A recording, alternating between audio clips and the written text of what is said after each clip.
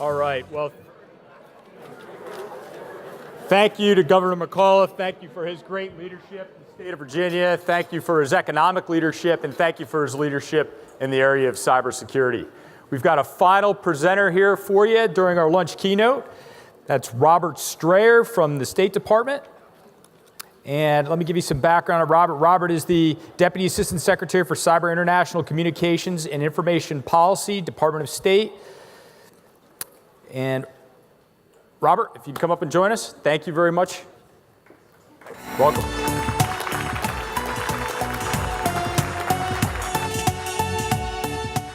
Thanks for the introduction, Chris. It's a tough act to follow, so let's lower the bar, and so we'll start from there.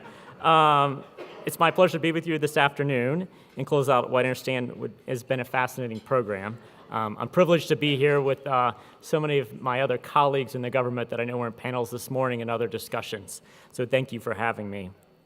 The theme of this conference, Smart Cyber, Complex Challenges, Bold Solutions. I plan to address bold solutions to the global cyber challenges we face in my short talk here. I'd like to talk about the State Department's strategic role in organizing the elements of national power to confront cyber threats and describe what's next for cyber diplomacy. But before I delve into this, I'd like to take a moment to set the scene. Issues around cybersecurity and the future of the internet are without a doubt turning into one of the defining foreign policy and diplomatic challenges of the 21st century. As I know you have heard from many today, the threats we face in cyberspace are increasing in volume, breadth, and sophistication. And they're coming from a variety of actors around the world. In fact, two of the largest scale incidents we have seen this year, WannaCry and NotPetya, not only cause a great amount of disruption, but they cost companies hundreds of millions of dollars each. But let me start with something very positive. The growth of the internet and information and communications technology more broadly in the last decades has brought numerous benefits to our country and the world. These technologies have boosted our economy, provided new ways for sharing information, and offered unprecedented opportunities for people to connect with each other around the world and to achieve new levels of economic prosperity. We all want the internet to continue to be the global, efficient, valuable, and empowering resource that we have all known it to be. At the same time, almost daily, news stories remind us that as we become increasingly dependent on and interconnected through the internet, we are also becoming increasingly vulnerable to cyber-enabled threats to our financial infrastructure, our critical infrastructure, and even our way of life. Whether it's cyber criminals stealing our financial information, North Korea hackers targeting an American movie studio, Russian actors interfering in our elections, or anonymous ransomware and destructiveware causing widespread disruptions, it is clear that the threat is real, and those threats are emanating from overseas. Because cyber threats are cross-cutting, the U.S. government uses a whole-of-government approach to countering them. We need preparedness and incident response experts like those of the Department of Homeland Security, who are ready to work with companies to manage risk, share cyber threat information, and when needed, work with victims to mitigate and recover from incidents. We also need law enforcement to investigate and to prosecute offenders, and where possible. We need economic agencies to help us impose costs where possible, and we need the Defense Department to protect our nation if a cyber incident were to escalate into a military conflict. The State Department plays its own distinct role in helping to preserve an open and secure internet and to protect us from the cyber threats from abroad. Just as the State Department does with our other significant transnational, international, and global challenges, we bring to bear the diplomatic tools that help the U.S. government better confront cyber threats. In practice, this includes a number of things. First, it includes finding ways to cooperate with other governments to respond to and address common threats and challenges.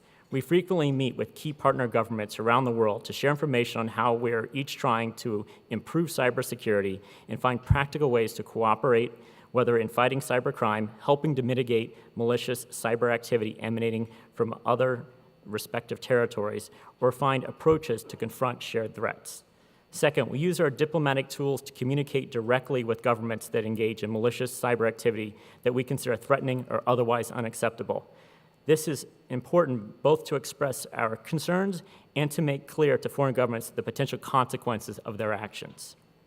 Third, we negotiate internationally in venues like the United Nations or regional security organizations like the Organization for Security and Cooperation in Europe or the Organization for American States on ways to reduce risk of conflict among states as a result of cyber incidents.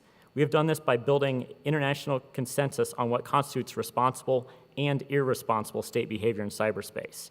We have gotten consensus among a number of key countries that international law applies to government action in cyberspace and on voluntary norms of state behavior during peacetime. We have also sought to put in place practical measures for reducing the risk of conflict when an incident occurs, such as specialized communication channels and mediation mechanisms. Fourth, we provide assistance to governments that need help in strengthening their cybersecurity capacity. This is particularly important, as you know, because in a world where we are all interconnected by cyberspace, poor cybersecurity in one country can lead to cyber threats affecting us all. Finally, we advise the White House and the rest of the U.S. government on foreign policy matters as they relate to cybersecurity. This is critical to a successful national cyberspace policy, because in cyberspace, even domestic policy decisions can have global implications. Given this global context and the challenges we continue to face, and despite the progress that we've seen in recent years, let me look forward a bit and address what's next for a bold cybersecurity agenda. Let me start by saying the President is committed to keeping our nation secure in the face of cyber threats and believes it is a shared responsibility with the private sector. Secretary Tillerson views cyber policy and digital economic issues as a high priority in our foreign policy, recognize that they will only grow in significance over time. As you know well, in May, the President signed a new executive order. While I'm sure you have heard many of the initiatives and related reports stemming from that executive order, I want to take a minute to focus on its international cybersecurity priorities. Significantly, the EO included a clear statement of U.S. policy, which is to promote an open, interoperable, reliable, and secure internet that fosters efficiency, innovation, communication, and economic prosperity. The EO boldly calls for developing strategic options for deterring adversaries and better protecting the American people from cyber threats. 8 cabinet-level agencies were jointly tasked to work on this report, and that has been led by the State Department in my office. As I noted earlier, the State Department has been working with foreign government partners for some time to promote a framework of responsible state behavior in cyberspace. This framework is underpinned by the applicability of international law to cyberspace and voluntary norms of state behavior in peacetime. However, promoting this consensus on what constitutes responsible state behavior appears to have been insufficient in itself to actually result in stability in cyberspace. While many countries are prepared to abide by this consensus, others appear more inclined to use their cyber capabilities in ways that are destabilizing. We believe that in order to achieve true stability in cyberspace, like-minded governments need to be able to work together to respond to, and when needed, impose consequences on states that engage in malicious cyber activity inconsistent with the framework. In addition to strengthening our approach to deterrence of cyber actors, we also think it crucially important to continue strengthening our work to deter malicious non-state actors, like cyber criminals, in large part through law enforcement efforts. And underpinning all of this must be our work as a government to deny all malicious actors, whether state or non-state, the benefits of their activities through better network defenses, which I know is something that you all are focused on. After all, it's better cybersecurity reduces the expected benefits to our potential adversaries of engaging in malicious cyber activities. The other line of effort that the State Department is responsible for under the executive order is the development of an international engagement strategy for cybersecurity. And that, in part, calls for us to increase international cyber stability and reduce the risk of conflict stemming from the use of cyberspace, the enhancing of the resiliency of the global cyber ecosystem by identifying, detecting, disrupting, and deterring malicious cyber actors, upholding an open and interoperable internet where human rights are protected and freely exercised and cross-border data flows are preserved. Next, it calls for maintaining the essential role of non-governmental stakeholders in how cyberspace is governed. And finally, it seeks to advance an international regulatory environment that respects the global nature of cyberspace and supports innovation. Importantly, we also note that cyber capacity building across these objectives is an essential means of engagement with international partners. And given the whole-of-government approach, we emphasize the importance of interagency coordination to ensure that all of the discrete needs and expertise of other departments and agencies are taken into consideration in our policy processes. I've talked a lot about the technical threats we face and how we are working to address them.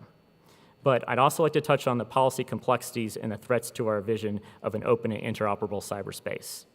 I would note that the cybersecurity and digital economy issues are converging, and we anticipate this trend to continue. As Sue Gordon mentioned earlier, almost all aspects of our national interests are being affected by the internet and cyberspace policy. Security and privacy increasingly have the potential to impact data flows and digital trade. Cybersecurity policy decisions made by governments around the world could have resounding effects on the ability of American businesses to operate across the globe and build on their legacies of innovation and global leadership. In a similar manner, digital economy, internet policy, and telecommunications issues shape the cybersecurity environment, creating path dependencies that profoundly affect the security that's available to us in the future. There are countries that would like to see more centralized governmental or intergovernmental control over the internet and the information that flows across it.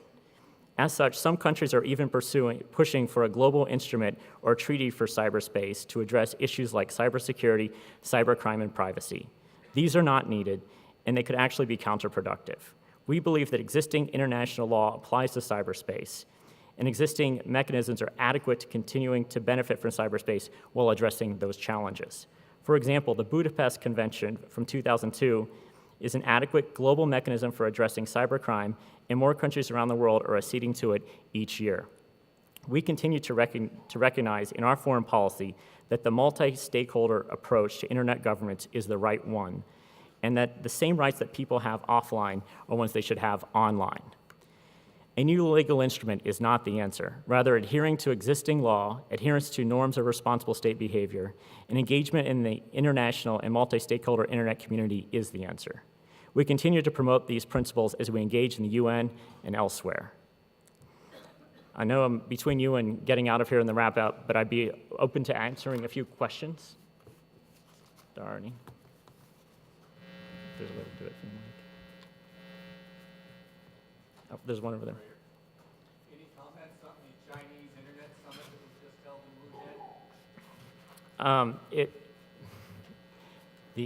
Wuhan? The summit, that's where I think we can most starkly see the difference between our view of a decentralized internet and a more of a top-down centralized control of the internet. That's the propaganda that the Chinese government puts out at their conference. So I think that I did not attend.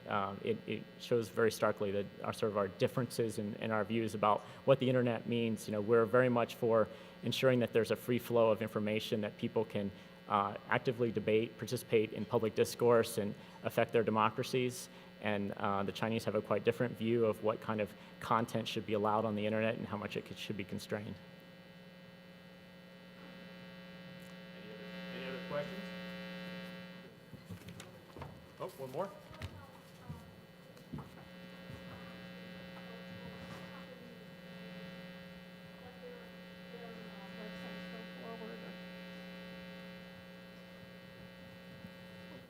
We used to have an open internet, and nobody was really allowed to time things, so that, like, if I have a small website and he has a big website, so that he could control his big website going out there first. What do you think about that? Yeah, net neutrality. You're giving me the easy questions. I mean, these are just softballs. I think there's a lot to be discussed going forward on that. As you know, it's an FCC proposal. I think they're thinking about what steps would follow from that. We haven't seen content discrimination, and unlike some other countries in the world that seek to limit content, we haven't had our ISPs limiting content in our country. So I think that the way that that's dealt with going forward is something that Congress and all of us should be party to. And there's more discussion we had. Really, what the FCC is doing now is saying that we agree that there should not be regulation of the internet. They're saying that they don't want the 1934 Communications Act regulations to apply to the internet, so they're rolling back the regulations. Thanks a lot, Thank you Scott. very much, Rob. Appreciate it.